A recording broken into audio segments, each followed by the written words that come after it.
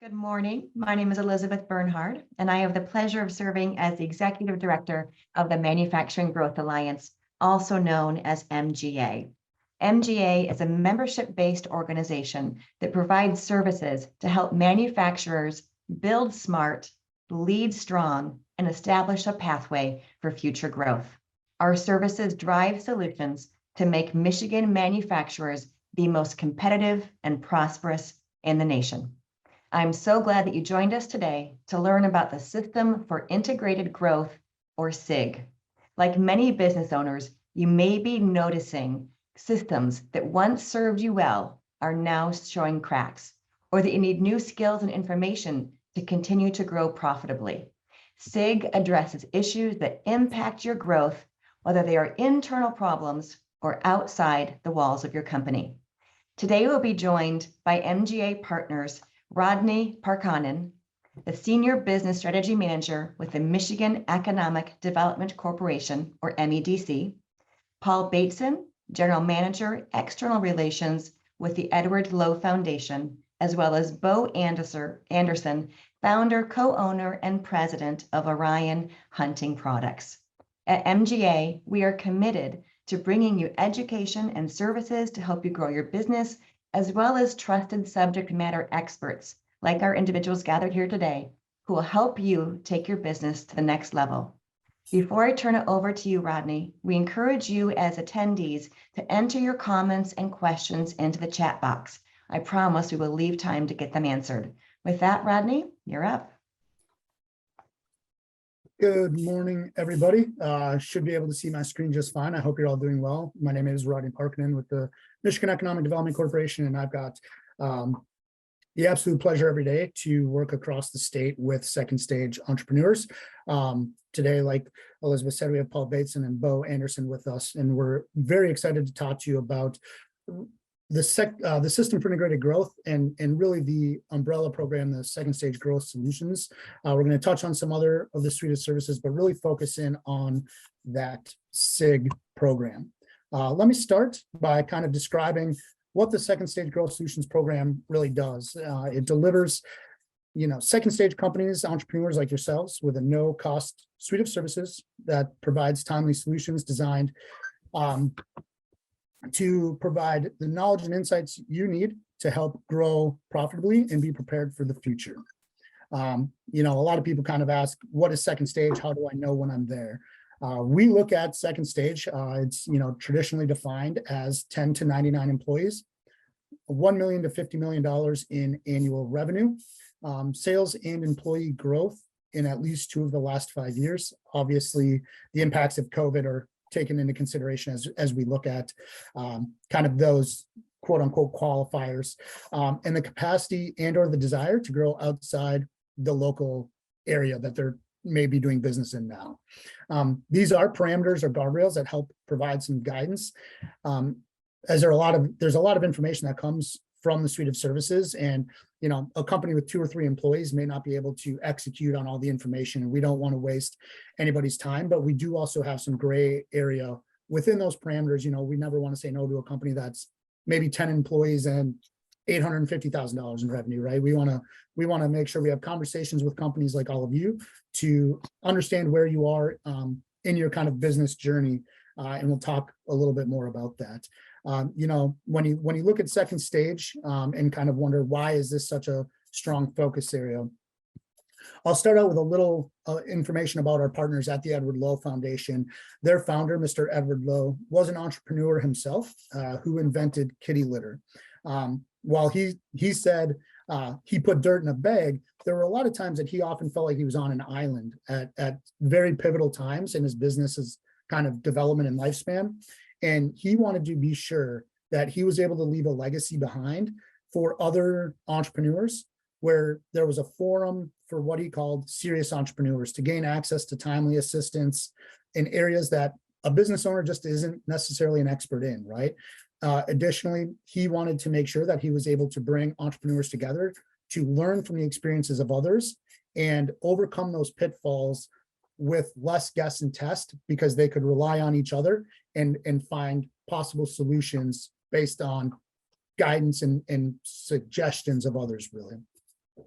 The Edward Lowe Foundation is headquartered in Michigan on 2,000 beautiful acres in Cassopolis, which is just southwest of Kalamazoo. The foundation does work nationally with second stage companies in several states. Because of our partnership at the MEDC with the Edward Lowe Foundation, we're able to tap into that national perspective and provide our second stage Michigan companies with insights and expertise that they might not be able to gain on their own, whether it's time or financial resources or what have you. Sometimes these are just often difficult to obtain. And so we want to partner with great people like the Edward Lowe Foundation who are able to help us deliver for our companies. Furthermore, second stage companies are vital to the state's economy. In 2021, youreconomy.org showed that we had 446,000 establishments in Michigan of all sizes, accounting for 4.7 million jobs. If we take a look at breaking that down, those second stage companies, 10 to 99 employees, they represented 18.4% of the establishments there, or about 82,300 companies, establishments. Of that, almost 41% of the jobs live in this second stage space, 10 to 99 employees. So when you look at the scale of, 18% of the establishments, but almost 41% of the jobs, this second stage space is vitally important to Michigan's success and the success of our communities in every region. The second stage companies are sponsoring teams. They're deeply rooted in their communities. And we want to make sure that we're able to lift up every one of those companies, almost 2 million jobs, right? There are some phases to second stage, and a lot of you that'll be viewing this webinar later or are attending now have probably felt some of these phases at various times in your journey, right? Whether you felt overwhelmed or you moved into the phase of starting to build your team, those trusted people around you that you can rely on. Then you kind of move to that, you're growing to last. You've overcome some of those hurdles of feeling overwhelmed and some of those pain points of finding the right people and retaining them. Now you're really building the business to last and you've got your legs under you and you're able to look to the future and those focused opportunities that you kind of see in that last phase where, in that focused opportunities phase, you'll start to hear entrepreneurs say things like, we are looking to move into Dallas or Dubai by the end of the year. It's not so much not even knowing where their customers are, but a very hyper-focused market penetration information or other things that they now have built their strategy around. Before I get into the suite of services, are there any questions in the chat, or does anybody have any questions before I move into the suite of services? No questions in the chat yet, Rodney. Great. Awesome. If anybody does, feel free anytime to pop those questions in the chat or let us know. We want to make sure we're answering questions timely, as well as time at the end for questions and answers. As I get into the suite of services, I don't want to bury the lead here. I mentioned it briefly earlier, but all of the programs that you're going to learn about during this presentation are all free to you. The MEDC covers the cost of the programming, and we're able to do that in part because our partners at the Edward Lowe Foundation ensure that we're able to bring this programming to Michigan companies, and they actually help co-fund to help keep the cost of the state lower than it otherwise would be. So keep that in mind, that as you look at this stuff and think this has got to be too good to be true, where's the fine print? Nope, we want to make sure that we're able to deliver this to you at no cost. So keep that in mind. The first part of the suite of services is called the System for Integrated Growth. That is a strategic information technical assistance program. We're going to dive deeper into that here in a couple slides, but I did want to make sure I included that in the overall suite of services. Additionally, we conduct a number of retreats throughout the year.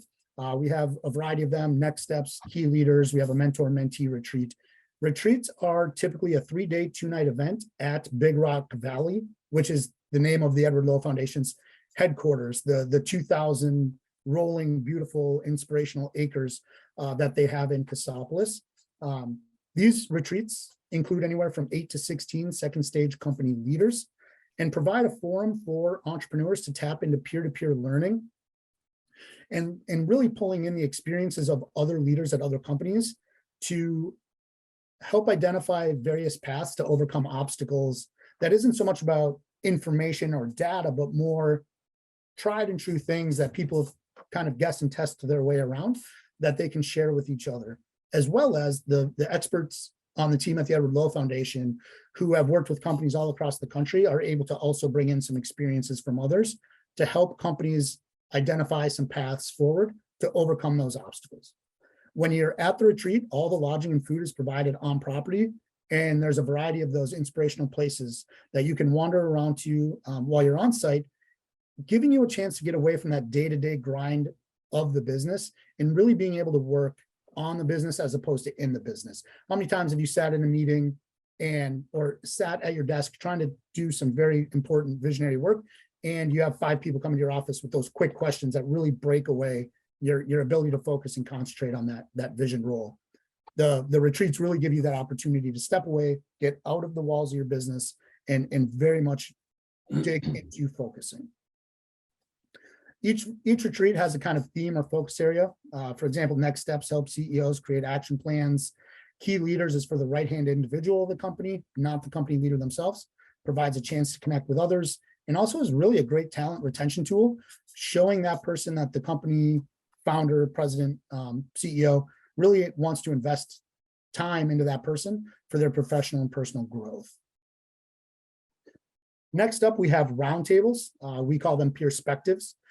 These provide, again, more peer-to-peer learning by allowing second stage leaders to discuss pressing issues in a confidential environment, while also hearing about the experiences of the other participants. Again, that peer-to-peer learning, you're going to see a common theme in a lot of these outside of really that strategic information piece. These are 2-hour monthly meetings, professionally facilitated and held over the course of typically 6 months. Really helps keep a dynamic group together. Finally, we do bring these first 3 buckets together in a cohort model where we bring together that strategic information, that retreat and that roundtable. We bring it under kind of one umbrella and keep the group together through all that. And some of the examples of the themes or topics that these are brought together around can include industry-specific cohorts, for example, manufacturing, or cohorts designed around, rural entrepreneurship and how that differs from more urban entrepreneurship. And they really just provide the opportunity for all of these second stage businesses to keep together and keep learning from each other. The cohort models have become very dynamic. These were launched more recently and really very powerful. Any questions kind of overall before I dig deeply into SIG? Is there any questions that have kind of bubbled up in the chat? Not yet. Thank you. Awesome. So let's talk more deeply about the System for Integrated Growth. This is that technical assistance strategic information program that enables second stage CEOs to tap into vetted experts. We call them a SWAT team, so you'll hear me refer to that a lot. That SWAT team works in very specific operational areas. They don't dictate a course of action. It's not consulting. It stops just before consulting, and it does provide best practices and valuable data to help you as company leaders better manage and grow the company. Typically over the course of 8 to 12 hours, this virtual program takes place over the course of about 3 to 6 months, depends on scheduling. It is all done virtually to meet you where you are, and it includes calls and presentations with those subject matter experts that we're going to have Paul Bateson get into here in just a minute. The variety of calls, there's a 90-minute needs assessment call that brings your first subject matter expert, your team leader, together with you to talk about the brick walls you've identified in your application, those barriers, those things that are in the way of your growth. And it really helps you and your team leader develop a scope of work for the rest of the engagement. Once you nail that scope of work down, the team leader identifies the subject matter experts that are going to work with you through the engagement. You'll have a 60-minute call with them where they dive deeply into their discipline. And then after that, they'll schedule a 60-minute call with you to go through all of the things that they have found to help you overcome that obstacle, whether human resources or marketing, succession planning, you name it.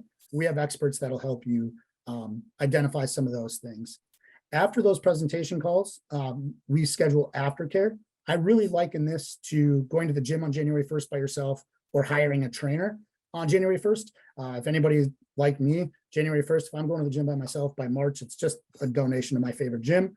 But if you hire a trainer, somebody that's just kind of there holding you a little bit accountable, helping you achieve those small incremental goals, you're going to be far more likely to be successful.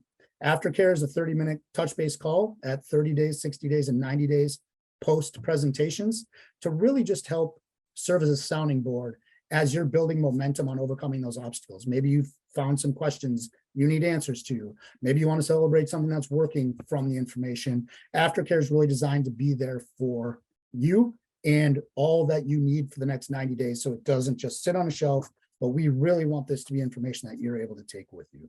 With that, I'm going to turn it over to Paul Bateson with the Edward Lowe Foundation to talk a little bit more about that SWAT team and those various disciplines. So Paul, take it away.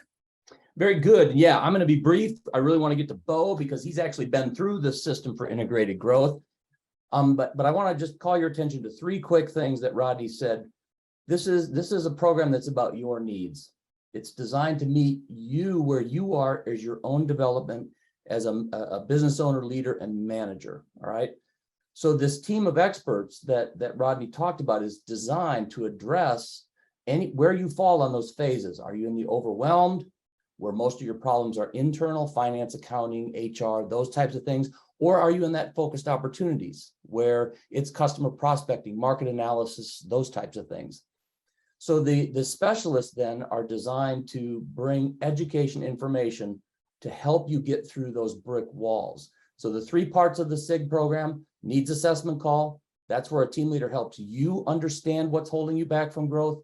The SWAT team call is the second call. That's where those specialists come in to really understand your problem. And then the third aspect is the collaboration calls, where the specialist, the topical specialist, helps you understand deeper the topic, whether it's HR, customer prospecting, those types of things, to help you scale your business faster. So those are three things I'd call your attention to. So listed on the screen there is several disciplines that we can go through. It's important to know in the SIG program, you're going to get out of it what you put into it. And so when you are engaging in the SIG program, you have to come and read the information that is provided, come to that third call, the collaboration call, with actual questions, because that's when you're going to crawl deep into the head of that topical area specialist. All of our specialists are, I'm going to use the word consultant. We don't consult, we educate and inform, but they are all private sector consultants that we have vetted and hired to bring this information to you. So that's just a nutshell of the SIG program.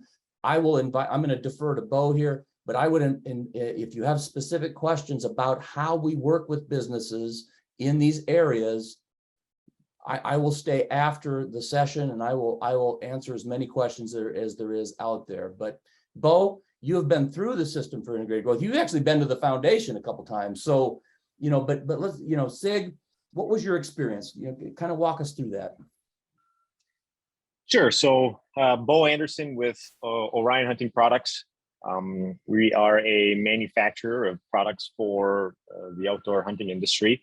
I'm going to talk a little bit about SIG, Paul, and then I'll kind of go. I have a little slideshow to share about kind of our company, and that'll be a good segue into, I think, some questions. So, yeah, SIG. We were just coming out of our first stage area, right, which is kind of that 10 employee $1 million mark. We're very close to that, coming out of that when I went through the SIG, which was a year ago, just a bit over a year ago now. And we identified three big areas that our company needed. We were a local manufacturer, and we shipped all of our product within maybe 100 miles or a couple hundred miles, typically by our own truck and trailer.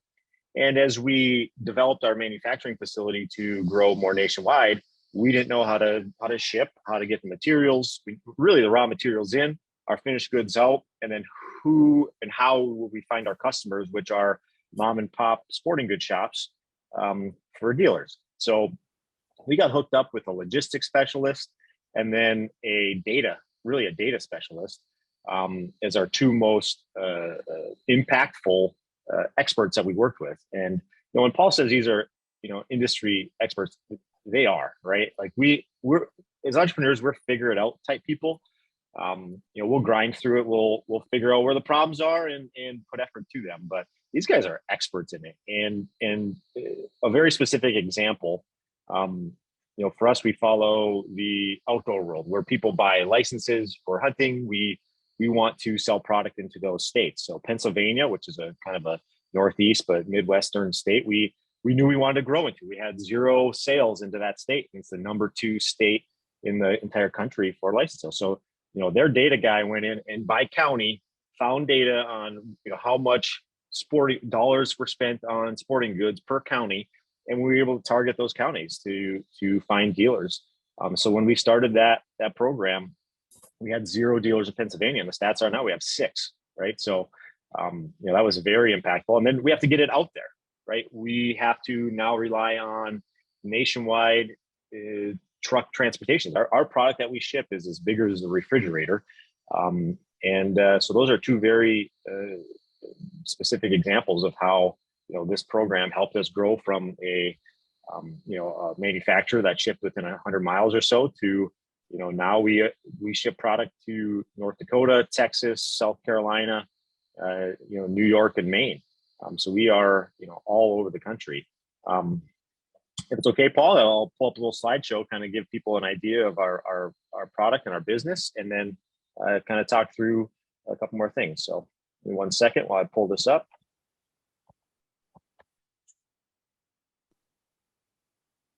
And while you're doing that, I've learned that there have been some issues with the chat. You should now be able to add your questions and comments to it. My apologies. Okay, can everyone see this beautiful picture here of a harvested animal and our product? So this is, I start our story with customers, right? So this is what we do. We're up north in the Upper Peninsula of Michigan. Hunting is a very big culture up here, as it is around, most of the country. We're all from Michigan, so we're familiar with, the Orange Army that goes out every November. This is what we start with. Our product in the back, which is a metal tower and a panel-based blind, is what we manufacture. This is part of our team, not everybody, but part of our team outside of our facility. This is what we manufacture, where we manufacture in Iron Mountain, Michigan. Again, this is our product. We have a patent on the modularity of this, which allows us to go from the bed of a pickup truck and fully assembled in about 15 minutes. So the problem we're solving in our industry is pre-manufactured outdoor hunting enclosures are huge. They're 6x6. You can get maybe 7 of these on a semi truck. We can get 26 of these things, and allows the customer to get to places they can't get with a fully assembled product. This business, I was saying beforehand, it's technically 7 years old. Four of those years we spent in phase 1, which is an undefined phase, but very small. This is in my garage. Okay, so we started this business literally in a 3-car garage. You can see the garage doors in the back. Manufacturing both metal and our panels to build this product. What you don't see are the slew of RV tarp tents outside that held our inventory and some finished goods as we, tried to, figure out how to develop the product to a point to bring it to mass market. When we wanted to make that leap, this is the building we bought. You saw it in its finished state earlier in the slideshow, but just as much as we had to work on the business, we had to work on our building. Much more cost effective to buy something at a value and maybe add a little bit of value to it than build something brand new. We just weren't able to do that. So this is the condition of the building when we first purchased it. Gives you an idea of our journey from garage to where we are at today. The previous owner had hundreds of tires that we had to get rid of. This is not something that SIG helped us with, but is certainly part of that entrepreneurial journey, right? You talk about the overwhelmed phase. Ronnie, has that, and that's so very true, right? This was when we were in the overwhelmed phase, right? We're spending money, we're not making money. We're trying to get prepped so that we can grow.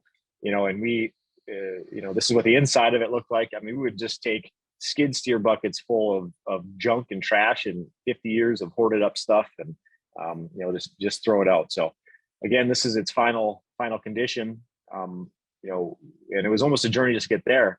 For us, COVID is a very real thing. And you guys have, if you're in stage 2, you probably either launched it or have gone through COVID.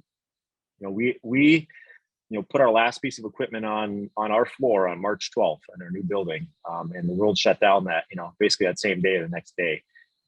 So totally understand that. And after a year and a half of that, that's when we got into the SIG engagement, and that's when things really have started to grow. So, since this picture was taken, which would be in the kind of the 2020 timeframe, we were awarded a top 10 coolest thing made in Michigan. So you can see us right here, Orion Hunting Products. We didn't win it. We lost to a semiconductor manufacturer that I think paid all their 30,000 employees to vote 82 times a day.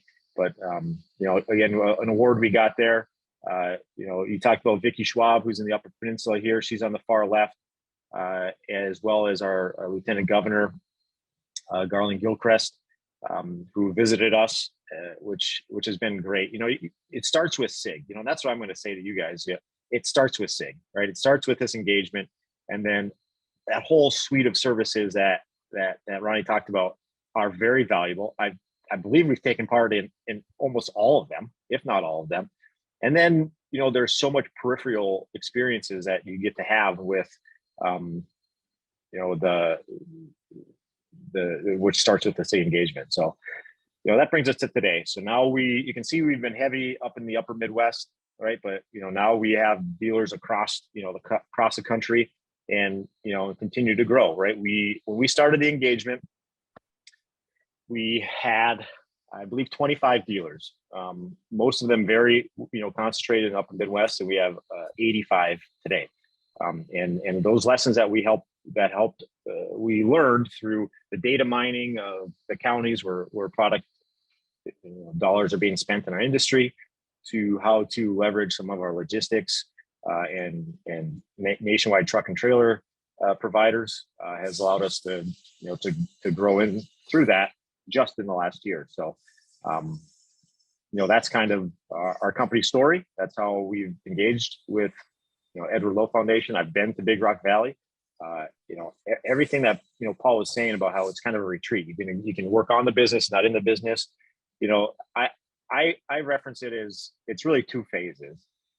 There's an emotional support, right? You can just share like, oh man, this is really hard. I'm trying to coach my kids' little league team and run this business and grow this business. And, now we have employees whose lives we're responsible for. There's a lot of support with that. And then there's a ton of strategic support. And this is a problem I'm having in my business. And, you can insert those generic problem statements and we all have the same problems. There's different levels, there's different inputs for each of our problems, but that to me has been, very valuable. And I love coming back now and sharing that story, with people who were in my seat really just a little over a year ago. So it's a little bit about us. Very good. All right. There's no questions that I see yet. Hopefully that some will come. But Bo, as you think back, now that you've been through the System for Integrated Growth SIG program, what do you know now that you wish you knew then? Ooh, well, some of the problems, and I think this is valuable. Some of the problems that I identified then, our SIG experts helped us determine it was a no, right? Instead of coming to like this, oh yeah, that's what we need to do. It was almost like, oh yeah, that's what I thought the problem was, but that's a no. My problem's really over here. And I think that was, something that, go into those engagements with, confidence that, hey, I think this is a problem, but don't be surprised if what you think your problem is might not, totally be it. So we found that when it came to our logistics side of things. Good. Yeah, good. Because you had Frank Lapierre, I believe, was working with you on that, wasn't he? Yeah. Yes. Yeah, he was great. And talking with those experts, it was just, those first engagements are just like, hey, tell us your story, right? Mm-hmm. And you tell them your story and you say, here's what I'm trying to do right now. And I feel like I'm, smashing my head up against the wall. And those guys are industry experts in their specific, area, and we have to apply our industry to their expertise. Mm-hmm. Okay. Yeah, you mentioned it a little bit, but the process, you came into the STIG program thinking my problem's over here and it was over here. Just talk through a little bit about how the team leader walked you through that for that realization. Sure. Again, it started with a story, right? We just share what we're doing, and then we share our vision. I want to be a company that ships nationwide, and right now we're using Tom's trucking company in Iron Mountain, Michigan, and that's how we're doing it. And oh man, okay, I understand that. How are you shipping it? How many are you shipping it? So they would go through a series of questions that were easy for us to answer. We're very much in it, and easy for us to answer. And then they would, apply their expertise and say, hey, here's a couple other potential alternative strategies, and then also walk me through that. Right? They would just their question asking would, sometimes generate a new strategy in my head. Like, oh yeah, okay, let's go that route instead. And then sometimes the questions weren't enough, and we actually had to go through the due diligence. Okay, I think this is the path we want to go through.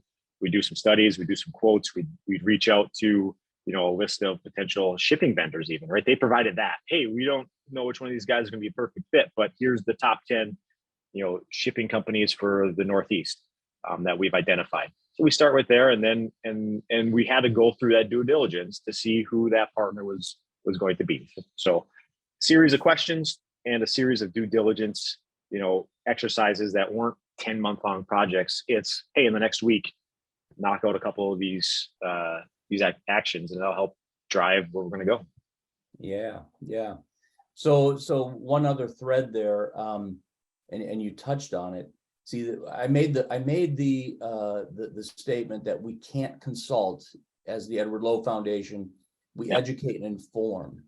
But what you found was that education and information that you got was actionable. Is that what you just were describing? Yeah, absolutely. Right. With, they're, like you said, they can't consult on these things, but the way they ask the questions, the way they help break down, this very complicated task into, hey, here's the 3 things to do this week. All right, where's our newest batch of information? Let's ask some more questions on that. Let's see if that's solving some issues. All right, if that's not, what's your new issue? Why isn't that working? And then go through these actionable steps. When it comes to, the problem statement's easy. Want to ship product nationwide. It's a sentence, right? How you actually do that from our finished goods to getting to our customers. And, along that way, you talk about deviations or issues that came up. Our packaging wasn't good enough.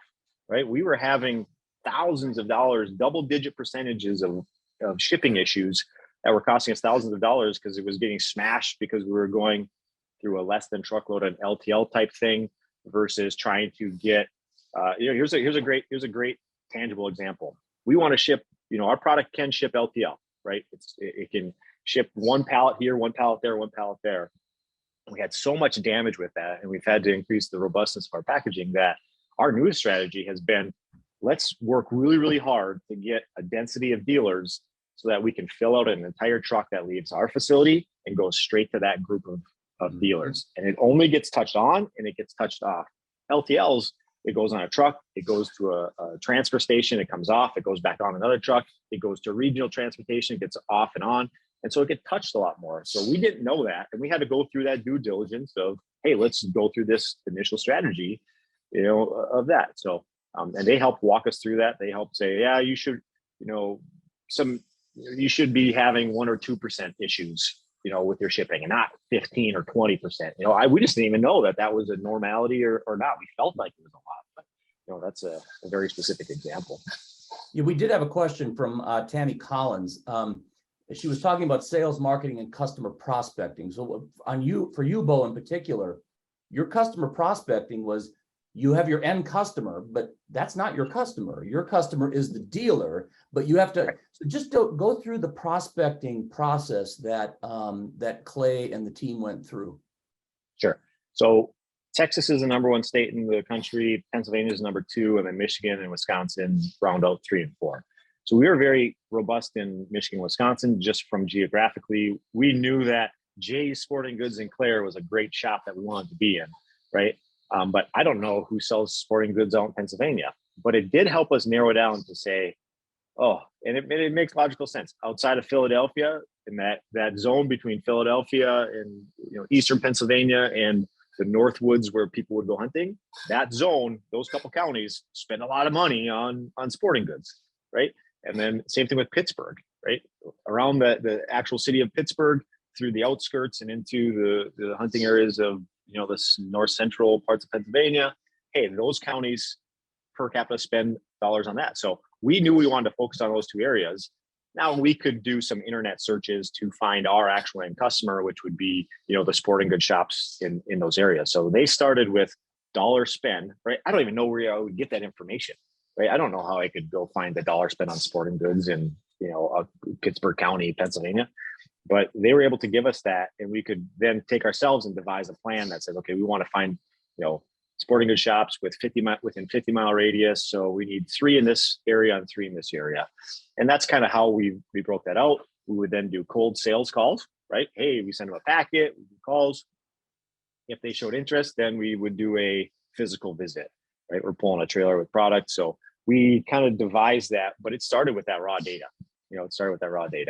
Cool. That was provided through the If I can, I'd like to see Tammy, did you, I believe you're off mute. I didn't know if you had a specific question kind of to your sales, marketing, customer prospecting piece. If you have a question or something, we'd love to hear from you.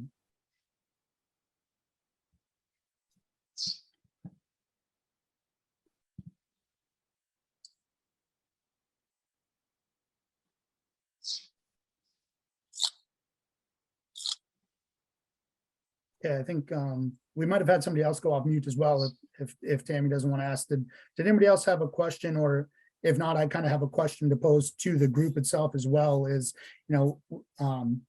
we saw Bo's experience in the garage, right? How many of I guess I'd like to ask, and people can either comment or go off mute, but how many of you remember that in the garage kind of piece, right? Maybe it wasn't a garage, but maybe it was your basement. We've talked to companies who somebody blew up kombucha in their kitchen as they were testing out recipes, or a guy making candles in a crock pot next to his bed. What is that like?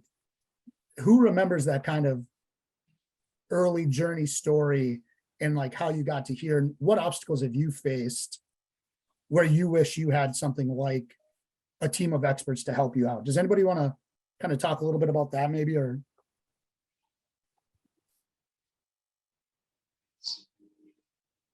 It looks like John has his hand up. John Goodell, Revere Company. We're in South Haven, Michigan, southwest corner. So Revere's a 60-man shop now.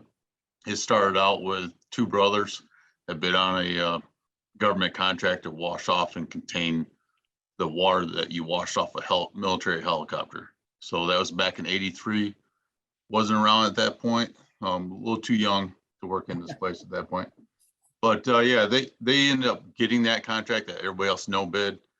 They were working out of their basement, moved to the garage, and then from '83 to '99, we built this building in South Haven. So, and since then we've added on twice, and we just broke ground this week for the 3rd time. So we went from a basement, and to the end of this, by next March, we will be 65,000 square feet, something like that.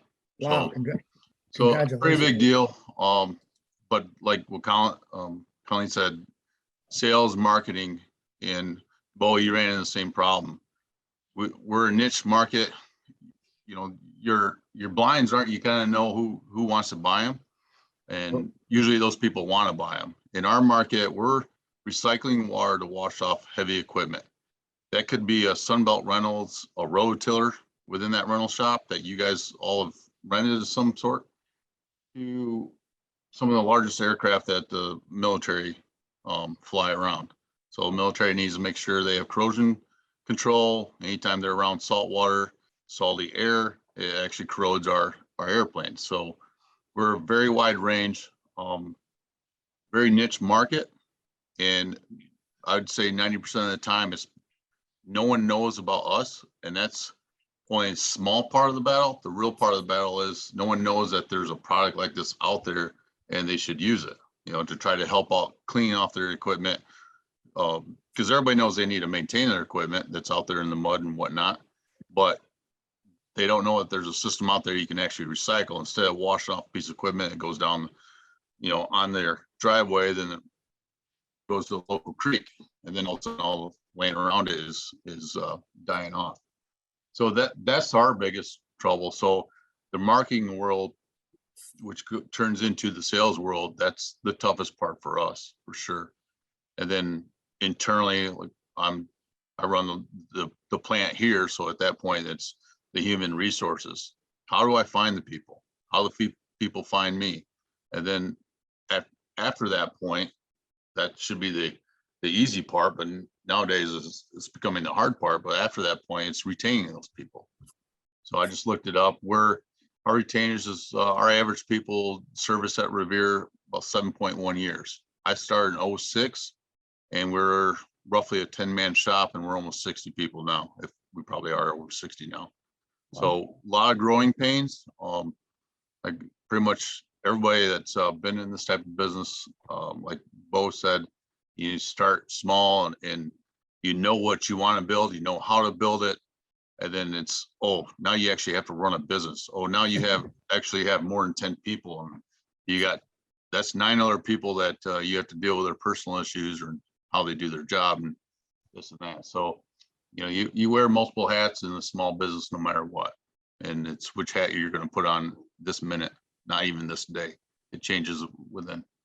So that's our story here. It's been a challenge, but I also look at it as a fulfilling challenge, because at the end of it, Bo's still smiling over all this. No matter what, it's worth it. It's fun. It's challenging. The pandemic, COVID came in the March, and I don't know there's anybody in the world that knew what to do next. None of us, I don't care how old they were, have never dealt with that. And the first month it was brutal. Like the first day they said shut down. Well, we work with the Department of Defense. Well, so that we automatically can start working. But what I did with the 60 people I had, I sent them all home. All the people that had computers that could work from home, they did. I grabbed 7 to 10 guys out of the shop, said, hey, everybody else is going home. You guys want to work tomorrow? It's the A team. Of course they want to work tomorrow. After about a month's time of the unknowns, then it became the norm, and it actually became a fun shop again. I didn't have 50 people, personal issues, let's say. I had 10, and they all knew what to do every day when they came in. They came and worked hard, and we knocked out a lot of product, and we had a lot of fun doing it. It brought me back 15 years ago, the small shop mentality, and it's kind of fun. So it is as good as it is to grow. It's also kind of nice being back in that small world again. So that's Yeah, my 2 cents. and it sounds like SIG would be able to help you, would have helped you a couple times throughout that. But John, it sounds like as you're continuing to grow with that third building and so on, scaling is always a challenge, right? So I put my contact information in the chat, and I also have it here on this last slide as well. I think Elizabeth, we can share this with. We appreciate those thoughts, John, and welcome. If you have an interest in learning more, I think we want to try to keep, if people want to stick around as we're up on time, we're happy to stay and answer any more questions, but do want to be respectful. So Elizabeth, if you don't mind, unless there's a specific, John, unless you're looking for a specific thing now, and again, happy to have you stick around, but I'll have Elizabeth kind of close us out a little bit here. Right. Thanks, Rodney. And I want to thank you, Rodney, Paul, and Bo, for joining us today. Your insights and experience are just fabulous. I know our attendees enjoyed them tremendously. For you attending today, we recorded this conversation. We'll be sending you all a copy of it so that you can look at it again, share it with your team members, and consider SIG as an opportunity for you. I also invite you to go to our website, which is mgalliance.org, so that you can be in the loop and be connected to future events. I also want to ask you to mark your calendars. We will be hosting the MEDC again on November the 1st at 10 a.m. via Zoom for you to learn about their capital access program, which is a way for you as a company to learn other ways to gain capital. With that, like Rodney said, we will stick around for 15 to 20 more minutes. if you want to hang around with us and ask some more questions. With that, thank you very much.